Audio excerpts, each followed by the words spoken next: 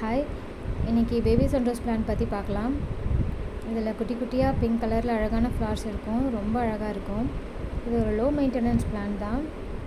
So யாருனாலும் இதை ஈஸியாக நீங்கள் வளர்த்துக்க முடியும். கொஞ்ச நாள் முன்னாடி இதிலேருந்து ஒரு கட்டிங் எடுத்து தனியாக ட்ரேயில் வச்சுருந்தேன். பார்த்திங்கன்னா நல்லா வேர் பிடிச்சி வந்துடுச்சு. சரி, இதை வேறு பாட்டுக்கு மாற்றிடலாம் அப்படின்னு சொல்லிட்டு தான் இன்றைக்கி எடுத்தேன். ஸோ பேபி சன்ரோஸ் பிளான்ட் பொறுத்த வரைக்கும் டைரக்ட் சன்லைட் ரொம்ப முக்கியம். அதிகமாக வாட்டர் ஊற்றக்கூடாது. ஸோ இது ஒரு சக்குலன் மாதிரி லீவ்ஸ்லேயே வாட்டர் ஸ்டோர் பண்ணி வச்சுக்கும். ஸோ சாயில் ட்ரை ஆனதுக்கப்புறம் தான் இதுக்கு நீங்கள் வாட்டர் பண்ணணும். சரி, இதை நம்ம இப்போது வேறு இடத்துக்கு மாற்றி வச்சிடலாம். இதை பெருசாக சாயில் மிக்ஸ் எல்லாம் நான் எதுவும் பண்ணலை. எங்கள் வீட்டு தோட்டத்து மண்ணை தான் நான் எடுத்து வச்சுருக்கேன். அதில் இப்போ இந்த பிளான்ட்டை நட்டு வச்சிடலாம்.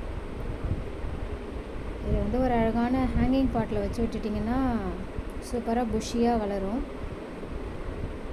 கிரவுண்ட் கவராக கூட நீங்கள் இதை யூஸ் பண்ணிக்கலாம்.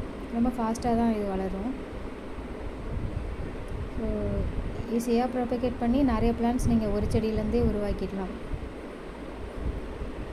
ஸோ இப்போ இது ரெடி ஆகிடுச்சு. இதை நம்ம இப்போ தனியாக வச்சிடலாம். இதுவும் இன்னொரு கட்டிங் தான், அதுலேயும் வேர் வந்துடுச்சு.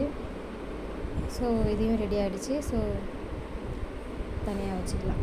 உங்கள் வீட்லேயும் இந்த பிளான்ட் இருக்கான்னு கமெண்ட் பண்ணுங்கள்.